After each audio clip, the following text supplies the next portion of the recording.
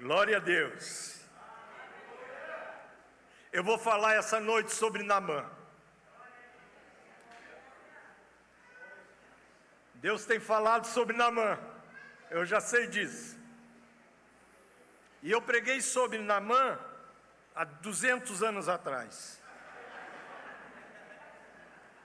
Eu quase peguei ele.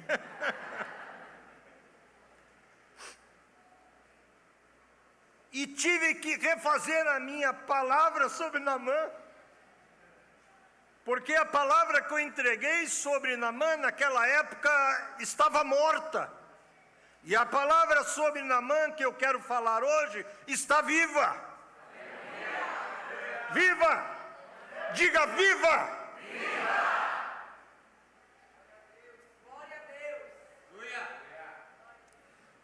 Naamã era um homem corajoso demais, um homem forte, estratégico, um homem poderoso, líder do maior exército da época no planeta Terra, o exército da Síria.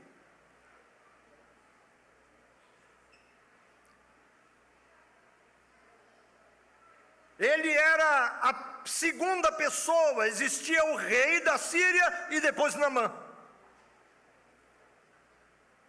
Todo mundo temia o exército sírio. Naamã trabalhava então lá no seu quartel, ensinando luta, ensinando a usar a espada, ensinando a usar a lança, ensinando a usar o escudo, ensinando a rastejar, ensinando sobre guerra. As guerras se davam de homem com homem. Era uma carnificina.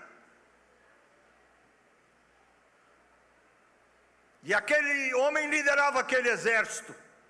Ele chegava em casa cansado, certamente machucado, porque um dia de luta não é a nossa luta sentado no banco, sentado num banco no ar-condicionado. A dele era luta de soco, UFC. O dia todo, chegava em casa, certamente ele chegava, tirava aquele capacete, tirava aquela roupa própria de guerra, ia tirando, e daqui a pouco ele chegava diante de uma situação que não havia solução para ele, não tinha como escapar. Ele olhava para o seu corpo e ele era leproso. Todos sabem disso. Uma menina que era uma escrava, que estava trabalhando na casa de Naamã, disse para a esposa de Naamã: minha senhora, seria tão bom que esse homem, que o meu senhor, o senhor Naamã, conhecesse um homem que tem lá em Israel. Ele resolve o problema do meu patrão.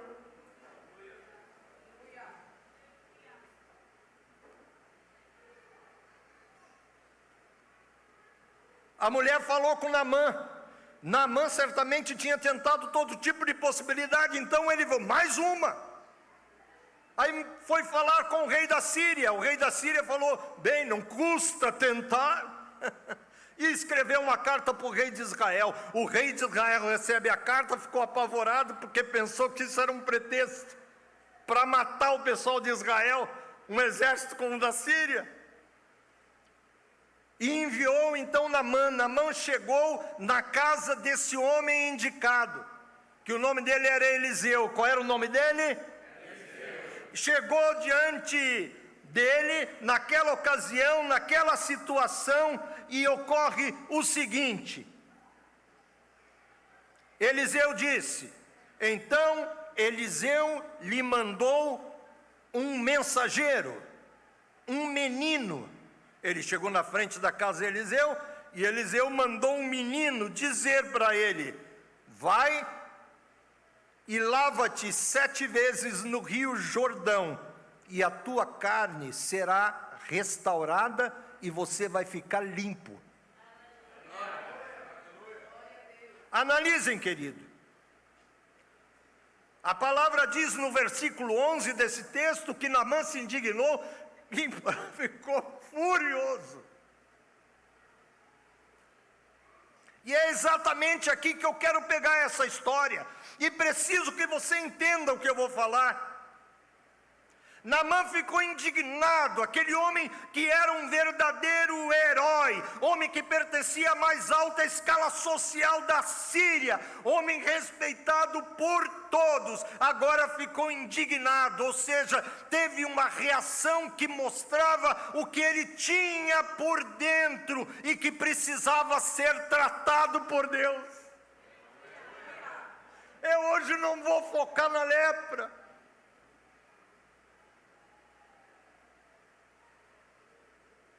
Deus certamente tinha um projeto com Naamã. Sabe por quê? Porque Deus tem um projeto com cada um de nós. Naamã não ia escapar.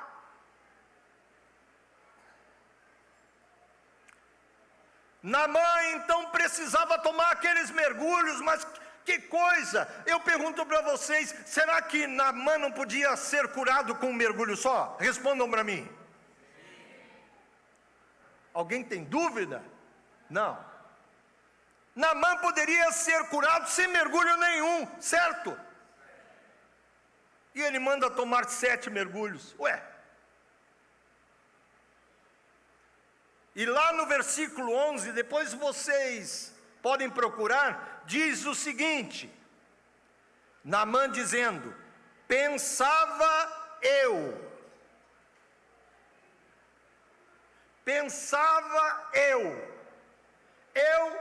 pensava que o homem ia ver aqui, pensava eu, o primeiro mergulho, a primeira coisa daquele processo, porque na realidade, os 7 mergulhos nada mais foram que um processo de Deus.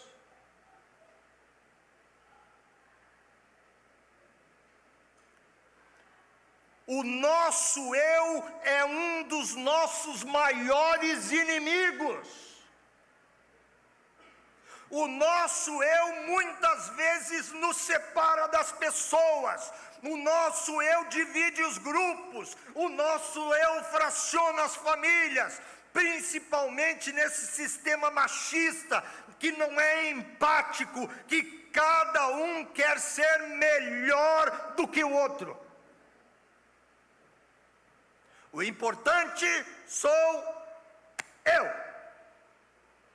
Se não está comigo, está contra mim, uma pessoa excludente.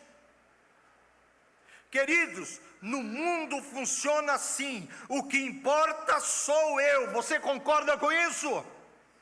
Mas no reino funciona diferente. O que importa não sou eu, o que importa é o meu próximo. A palavra diz, respondeu-lhe Jesus, amarás o Senhor teu Deus de todo o teu coração, de toda a tua alma e de todo o teu entendimento. Este é o grande primeiro mandamento. O segundo é semelhante a esse, amarás o teu próximo como a ti mesmo.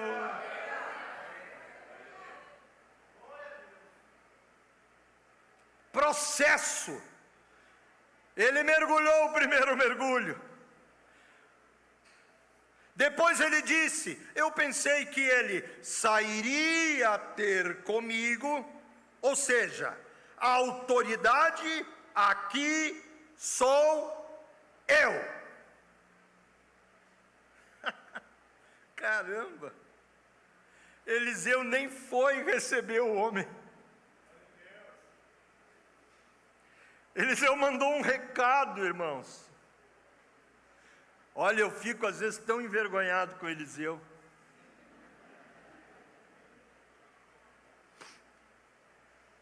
Quem ele pensa que é? Quem ele pensa que eu sou? Será que esse louco não sabe que eu sou Naamã? Não sabe com quem está lidando? Não conhece os meus cargos e a importância que eu tenho no governo da Síria? Eu livrei a Síria da derrota. Acho que vou ter que dar um carteiraço nesse cara.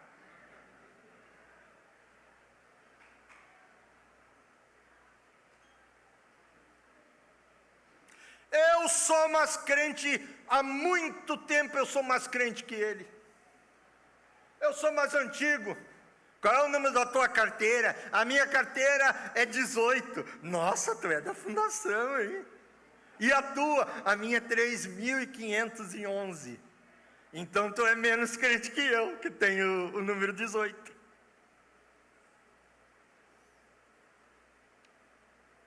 Eu conheço a palavra mais que ele. Existe, não sei como pode consagrar uma pessoa quando eu estou aqui sentado. Não sei como pode dar um cargo para a pessoa e eu. Sabe de quem eu sou filho?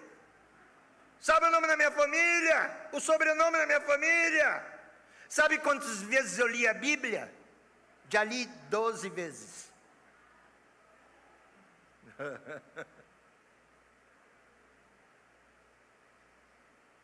Existem homens que precisam ser paparicados, mas não dentro do reino.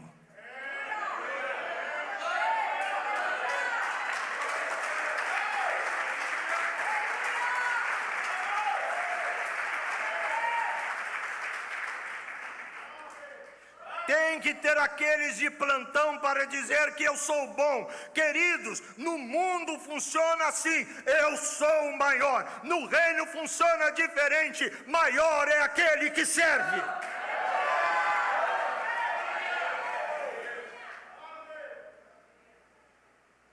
Marcos diz: mas entre vós não é assim, pelo contrário, quem quiser tornar-se grande entre vós, será esse o que vos sirva, e quem quiser ser o primeiro entre vós, será servo de todos, pois o próprio Filho do Homem não veio para ser servido, mas para servir e dar a sua vida em resgate de muitos.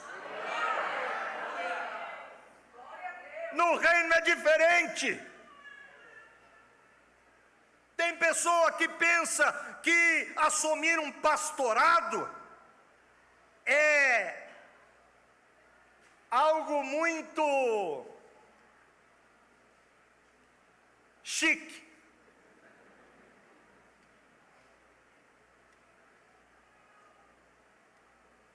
Na igreja de Satanás é chique.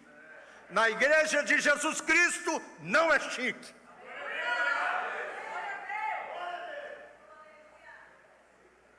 Quando assume o pastorado, a pessoa desce.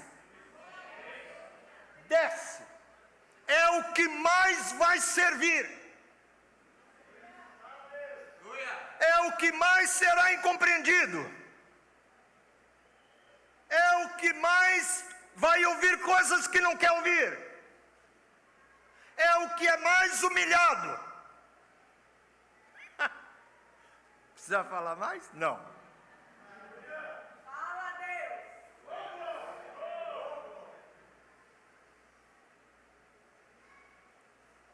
Vou adiante. Aí a palavra diz: eu achei que ele viria aqui, coisa e tal. Aí ele ia fazer o seguinte, na cabeça de Naamã: por-se-ia de pé, invocaria o nome do Senhor seu Deus, moveria a mão sobre o lugar da lepra e restauraria o leproso. Ou seja, isto que Naamã pensou, isto era um tipo de um estatuto. Era uma equação matemática. Por-se-ia em pé, invocaria o nome do Senhor seu Deus, e tinha que invocar com a direita, na esquerda. Invocaria o nome do Senhor teu Deus, com a outra mão passaria no lugar da lepra e restauraria o leproso. Ou seja, tem que ser do meu jeito. Eu quero falar uma coisa para a igreja. Irmãos queridos, não se aborreçam comigo, não se entristeçam comigo, gostem de mim, comprem os meus CDs.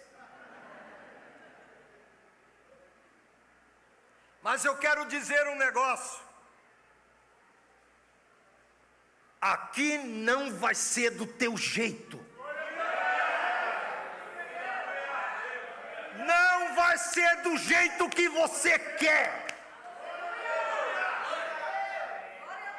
Muitas vezes Deus pega os pastores, olha para eles e diz: não vai ser do jeito que vocês querem, vai ser do meu jeito. Eu sou Naamã, eu sou militar, eu sou general, eu sou treinado, eu sou graduado, eu sou experiente, eu sei como deve ser feito, nasci assim e vou morrer assim. Escutem isso, com Deus isso não funciona.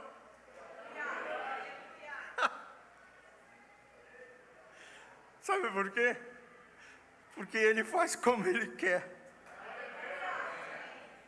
Quantas vezes, mas quantas vezes, centenas de vezes, eu trabalhei 4, 5 dias para preparar um sermão, uma palavra. Aquilo, irmãos, estava certinho, tudo na linha. Eu tinha feito assim, olhando os meus papéis, parecia uma coisa de Salomão, assim, nem na sua glória havia um papel tão bonito como eu preparei, tudo na sua cor. Era uma coisa fantástica. Tinha na minha época retroprojetor.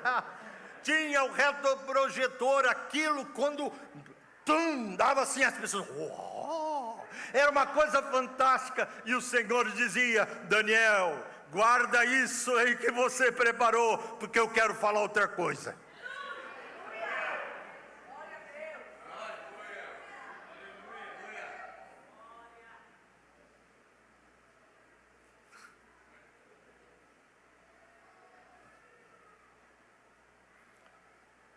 Até porque Ele faz como Ele quer, até porque na grande maioria das vezes Deus usa uma cura, não é para curar.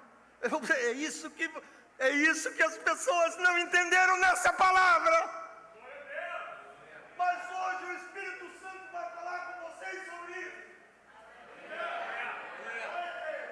A cura, a lepra, é o que menos importava.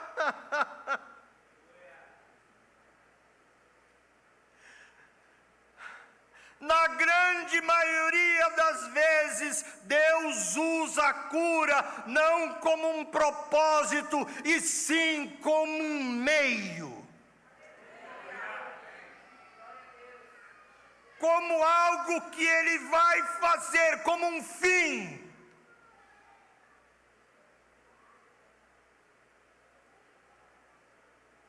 Deus não estava preocupado com a lepra, Deus estava preocupado com Naamã. Entenda, às vezes a pessoa: pastor, eu estou com a dor de cabeça. O Senhor cura, mas Ele não curou porque Ele te ama. Pastor, o senhor está hoje o senhor está com a macaca, hein? Eu vou lhe contar, o senhor hoje, né? Mas como não me ama? Claro que o Senhor ama. O Senhor te ama. Diga: o Senhor me ama. O Senhor te ama, mas não é por isso que Ele te cura. Porque o maior prazer dele seria te recolher para juntinho dele. Aonde? No céu. Para isso é preciso bater as botas.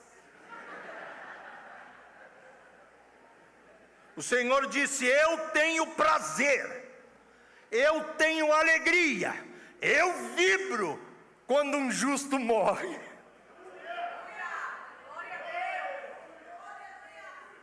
Por que que ele não faz isso?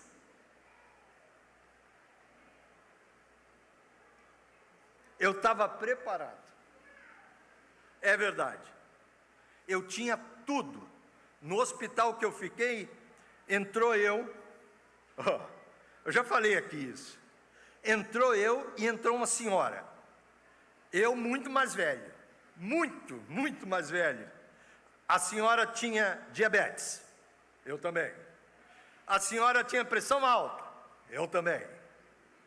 A senhora tinha problemas, eu não me lembro mais o que é que ela tinha, eu também tinha, pô. Frouxo. Eu tinha mais idade e não tinha um rim esquerdo, ganhei.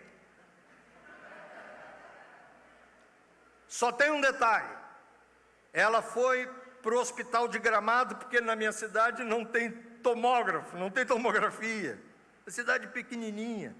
Nós dois fomos. Aí a incapacidade pulmonar dela estava em 50%. E a minha estava em 80%. Eu estava muito pior. Aí teve, sabe o que no hospital? Um bookmack. Uma disputa, uma aposta. Quem é que ia morrer primeiro?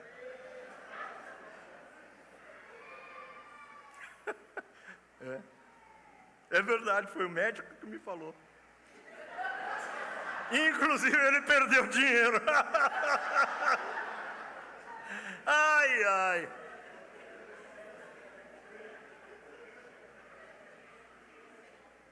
Gravem isso. Por que que Deus me poupou? Estava na hora. Aquilo era a hora certa, as minhas contas estavam pagas, irmãos. As contas estavam tudo pagas, que eu não tinha que correr com nada. Era uma barbada, estava tudo simples. Era um momento, eu pensei que era um momento, mas Deus curou. Por quê? Por causa do seu propósito. Deus ainda tinha propósito comigo. Aí ele diz: infelizmente, Daniel, eu não vou poder te levar. Tu vai ter que ficar um pouco mais para trabalhar, porque tu é meu servo e eu tenho um propósito contigo, tu tem que cumprir. É assim contigo. Você pensa que está indo e Deus não, puxa de volta. Chega a ver, como diz a minha irmã, não olha para a luz, Daniel.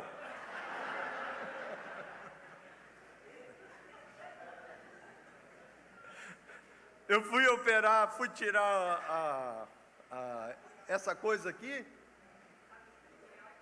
tireoide. Fui tirar a tireoide, eu sou praticamente um homem vazio. Porque eu não tenho rim, não tenho tireoide. Eu estou ficando vazio por dentro. Então, escutem o que eu vou dizer. Aí minha irmã diz assim, minha irmã é um amor, brincalhona, divertida. E ela falou brincando, é claro, Daniel, não olha para a luz. Eu ali indo para anestesia geral. Deus tem um propósito contigo. Deus tem um propósito contigo. Isso, vira para a pessoa que está perto de você e diz assim: Deus tem um propósito contigo. Ei, você de amarelo aqui, meu irmão querido, Deus tem um propósito contigo. Você pode ir para onde você quiser, Ele vai te perseguir, porque Ele tem um propósito contigo. Você ouviu? Eu nem sei quem é você, não sei nem o seu, não tive o prazer de conhecê-lo, mas Deus falou o meu coração, diz para ele que eu tenho um propósito com ele. Deus tem um propósito contigo. Você não vai conseguir nem se desviar direito, Ele não vai deixar.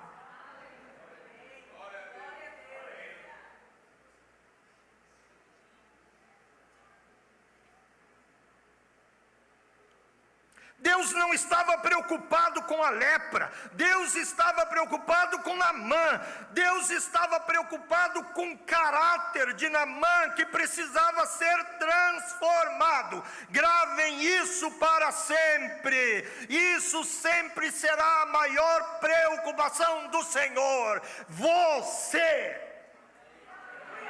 Vocês não compreenderam? A maior preocupação do Senhor não é a lua, não são as luminares, não é o sol, não é o grande mar, nem o deserto. A grande preocupação do Senhor é você.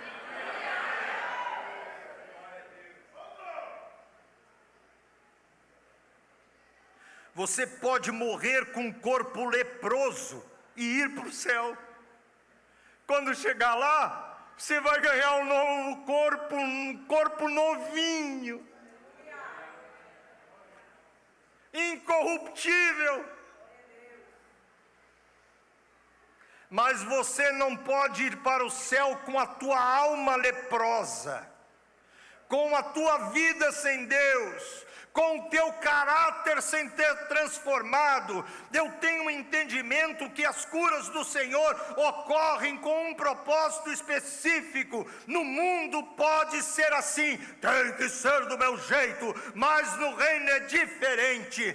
Escutem, Pai, se queres, passa de mim este cálice, é duro demais, é pesado demais, contudo, todavia, não se faça minha vontade, Pai, e sim a tua.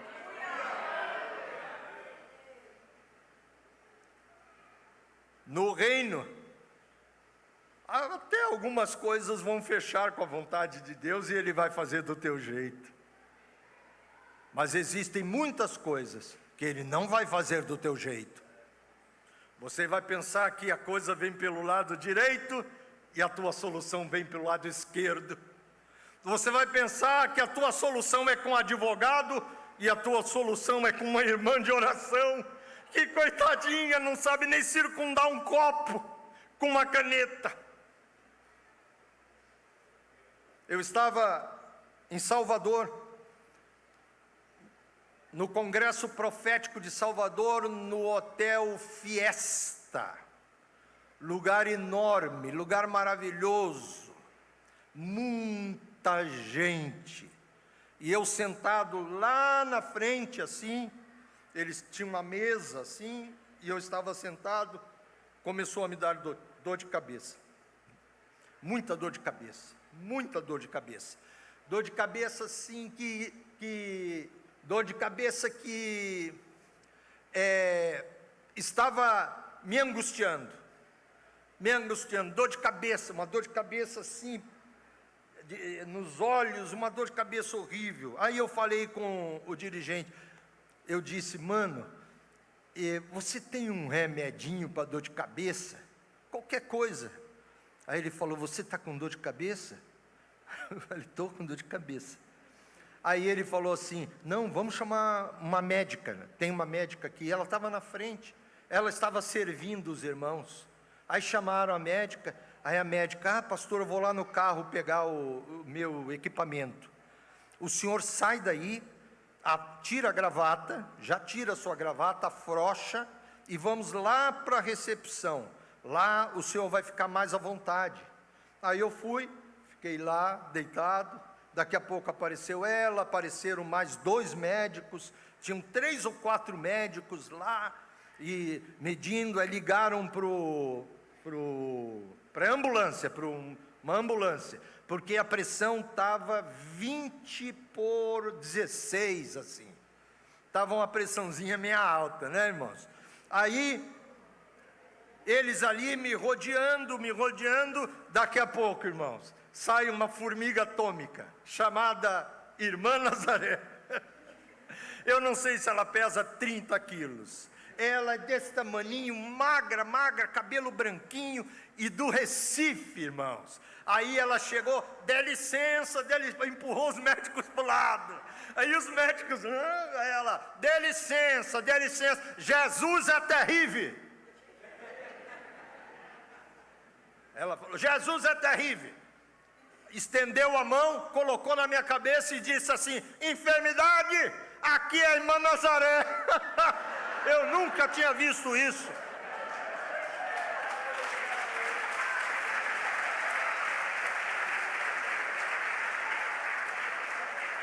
Você sabe quem eu sirvo, né? Você sabe muito bem. Então, enfermidade, em nome de Jesus, sai agora. Irmãos, eu fui para frente, fui para trás, né? Fiquei tonto, rodou tudo, né? Parecia um circo rodando. Aí eu parei um pouquinho. Ela falou: podem sair daqui que ele está curado. Verdade, irmãos. Eles foram medir, já estava 16 por não sei o que lá. Mediram, daqui a pouco estava 12 por 8. E eu tenho testemunhas disso.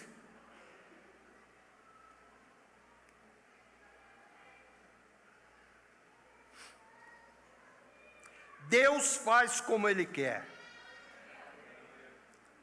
Deus não estava preocupado. Deus é você. Você pode morrer, eu já falei isso. Ele está preocupado com a tua vida. Ele está preocupado com o teu caráter que precisa ser transformado. Hoje eu falei sobre a mochila. Precisa tirar alguma coisa de dentro dessa mochila que está pesada. Eu tenho esse entendimento, queridos irmãos. No versículo 14, Naamã disse: por um acaso não são, porventura, Abana e Farfar, 2 rios de Damasco, melhores do que todas as águas de Israel? Não poderia eu lavar-me naquelas águas maravilhosas da minha cidade e ficar limpo? Sabe o nome disso?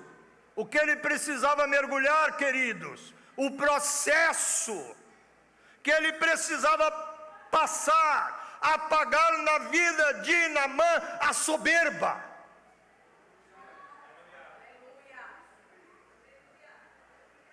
Em primeiro lugar, Naamã estava querendo dizer o seguinte: eu não precisava vir da Síria para Israel, 400 quilômetros de camelo. Eu não precisava a fim de tomar banho num rio, pois em Damasco tem as águas melhores. Em segundo lugar, ele estava querendo dizer que as águas dos rios da sua terra eram melhores do que as águas de Israel. E o pior é que o homem tinha razão. Vocês estão entendendo? Ele estava vendo a sujeira do rio Jordão e não estava vendo a miséria e a sujeira da sua lepra e do seu pecado no seu corpo. Entendam, queridos irmãos, ele não estava ali para tomar um banho. Certamente as águas do rio Jordão não eram milagrosas. Se algum dia alguém pregou dizendo que aquelas águas eram águas milagrosas, saiba que não é verdade. Ele estava ali para ser transformado, ele estava ali para ser restaurado. O milagre que estava para acontecer seria a ponte para o conhecimento e conversão em Deus. Não exalte aquilo que é seu.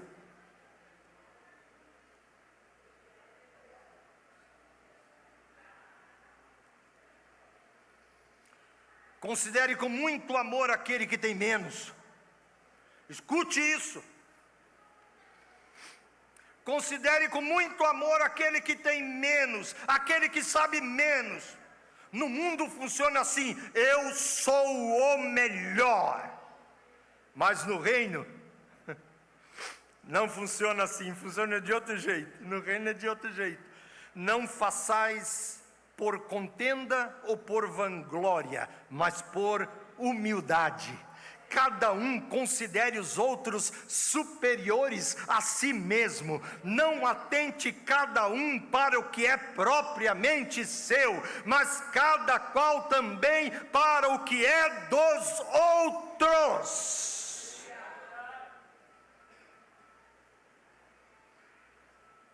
Versículo 12. E voltou-se com indignação. Vou embora.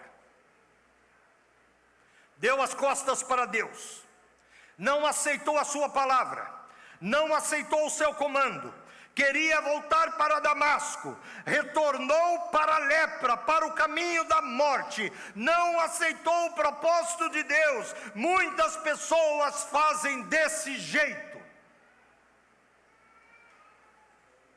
dão as costas para Deus, não querem experimentar a proposta do Senhor, a palavra do Senhor. A pessoa iracunda tem de sofrer as consequências do seu mau gênio, porquanto se tu a livrares, virás a ter de repetir tal ajuda vez após outra. Esse que fica indignado com qualquer coisa, tenha cuidado com ele, vá atrás dele, 1, 2, vai, 3, mas não viva atrás dele, porque ele não vai aprender e ele vai sempre fazer a mesma coisa. Faz cara de brabo, faz aquele biquinho, isso aqui não serve para mim. Isso aqui não serve para mim. Tem pregação que eu estou achando estranha. Tem coisa aqui que não está boa. Tem coisa aqui que não me serve.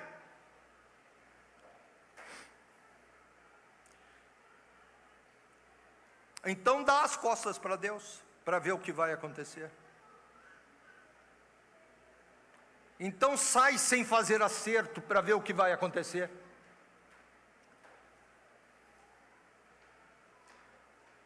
Não querem experimentar a proposta do Senhor. Versículo 13, entrou aqui o conselho, queridos. Meu pai, quem disse isso? Eram os moços que estavam com Naamã.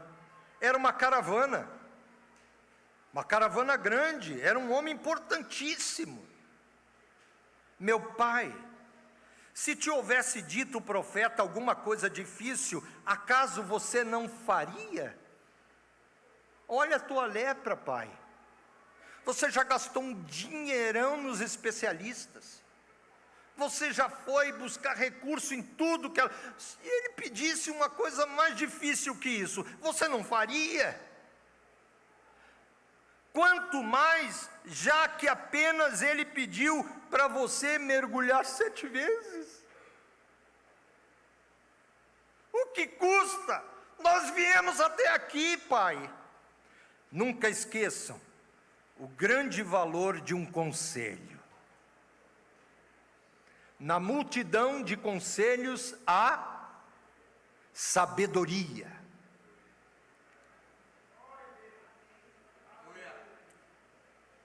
Os planos fracassam por falta de conselho, mas são bem-sucedidos quando há muitos conselheiros. Mas preste atenção, não é todo o conselho que provém de Deus. Não ouça conselho dos ímpios. Não ouça conselho dos ímpios. Não ouça conselho dos ímpios. E o Senhor mandou repetir: não ouça conselho dos ímpios. Bem-aventurado o homem que não anda segundo o conselho dos ímpios. Versículo 16. Esse é o 6º mergulho. Sabe o que aconteceu? Ele desceu. Sinal nítido de um mergulho que é fantástico, o mergulho da humilhação. Todos precisamos aprender a descer, irmãos. Você está entendendo isso? Todos nós precisamos aprender a descer. A humilhação é o caminho da vitória. Descer dentro da vontade de Deus não significa vergonha. Descer dentro da vontade de Deus significa vitória. A palavra diz: pois todo aquele que a si mesmo se exaltar será humilhado. Repita comigo: humilhado. E todo aquele que a si mesmo se humilhar será exaltado. Diga: exaltado. No versículo 7 diz que ele mergulhou. Eu vinculo esse versículo a esse mergulho sétimo, o mergulho com atitude de obediência. Mergulhar representa também uma experiência mais profunda. Não vai dar tempo, mas escutem. Vocês se lembram daquela passagem de Ezequiel, que tinha um trono e debaixo do trono vinha um rio, e que ele media quantos côvados, e a pessoa ia lá e molhou os pés, molhou até o tornozelo. Experiência que não é profunda. Você pode ter essa experiência um pouquinho de dias, mas você tem que partir para outra experiência. Águas que molhavam os tornozelos, água que molha o tornozelo, água que molha os joelhos, água que molha a cintura. Você vai se aprofundando naquelas águas. Essas águas eram um rio de Deus. Onde essas águas passavam, tinha cura. Escute, se cumpriu a profecia de Isaías. A profecia de Isaías dizia que ia nascer água no ermo. Eu quero contar um negócio para vocês, tá? Claro que a maioria já deve saber, mas nasceu em Israel água no ermo. E vocês sabem como foi descoberto? Um lavrador estava trabalhando e tinha os seus pés em ferida. Quando ele chegou em casa, os seus pés estavam curados. E ele comentou, aí começaram a ir lá pessoas com os pés machucados, com as mãos machucadas, e encostavam na água que surgiu, pois o deserto não tinha água naquele lugar, não havia água. Ele empapuçava as mãos, ele molhava as mãos e ficava curado. A água do ermo brotou.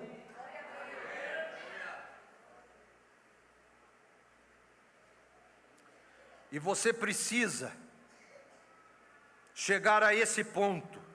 E era já um rio que eu não podia atravessar, porque as águas tinham crescido, águas que se deviam passar a nado, rio pelo qual não se podia passar. Deus quer que você tome um banho completo, cabeça enfiada nas águas, completo, todo o teu corpo está submergido nas águas. O teu corpo vai ter cura, o teu corpo vai entender os propósitos, o teu corpo será poderoso em Deus.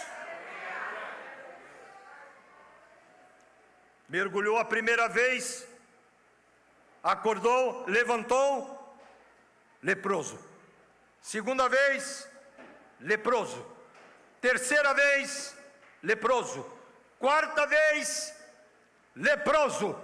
Quinta vez, leproso. Sexta, leproso. Agora ele mergulhou exatamente o número necessário, o número da obediência, o número da restauração, o número de um processo. Entendam, era em vezes porque era um processo. Deus está falando sobre os processos que nós temos que passar, no processo da santificação da nossa vida. E escutem o que eu quero dizer: não existe gente santa sem caráter.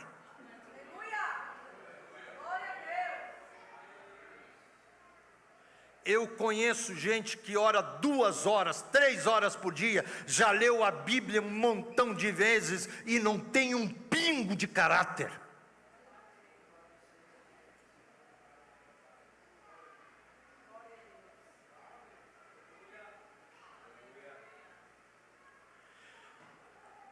O processo da santificação contém dentro dele o processo da transformação do caráter. O caráter não é curado num ato, o caráter também é um processo. Aquele que rouba não pode roubar mais, aquele que mente não pode mentir mais, aquele que não paga impostos tem que começar a pagar, aquele que faz as coisas erradas tem que acertar.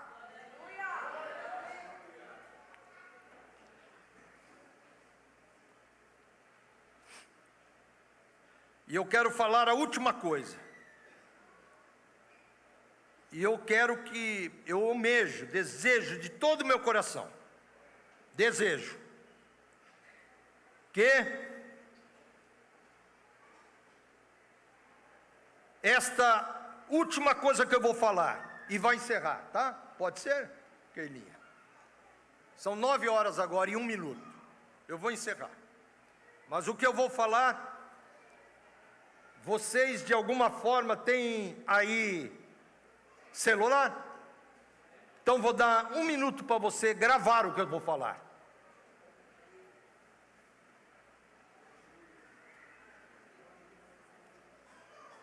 E pode me filmar.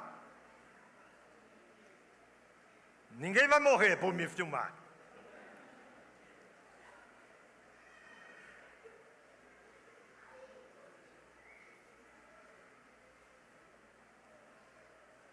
Eu não enxergo. Estão filmando, irmãos? Glória a Deus. Um líder precisa controlar a sua língua. Tiago, ele recomenda que sejamos tardios para falar. Por que será que a Bíblia chama atenção a tomar cuidado com este pequeno membro que governa todo o corpo? Diz que é como um pequeno leme que manobra um enorme e poderoso transatlântico. Diz que é uma pequena fagulha que incendeia uma grandiosa floresta. A língua, queridos, a língua, meus irmãozinhos amados, conduz a palavra, e é através da palavra que nós seremos julgados. Vocês conseguem entender o poder que existe na palavra? A palavra é tão importante e poderosa no mundo invisível que ela foi vinculada direto a Deus. João deixa claro que no começo era a palavra, e a palavra estava com Deus, e a palavra era o próprio Deus. Quando Deus comissionou homens no Antigo Testamento, quando Deus comissionou os profetas, Deus disse: vocês serão a minha boca. Eu, essa noite, sou boca de Deus. Eu, essa noite, eu digo isso com toda a força da minha alma. Eu sou boca de Deus. Quando eles entregavam as palavras, no final eles diziam: a boca de Deus disse. Entendam, queridos irmãos, quando nós erramos com a nossa língua, na realidade nós estamos simplesmente traduzindo uma mensagem do inferno. Porque aquilo que não vem de Deus, vem do homem ou vem do diabo. E é lá, escutem o que eu vou dizer, que nasce a maledicência.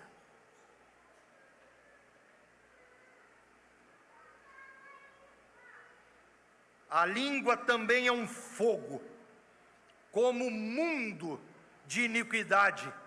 A língua está posta entre os nossos membros e contamina todo o corpo, e inflama o curso da natureza, e é inflamada pelo inferno.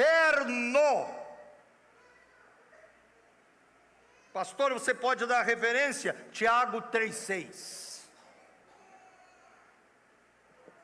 Não acreditem na língua mentirosa. Não deem ouvidos à língua mentirosa. Não deem valor à língua mentirosa. Não joguem sobre eles holofotes. Quando os mentirosos falam, os crentes apagam os holofotes, porque isso não interessa.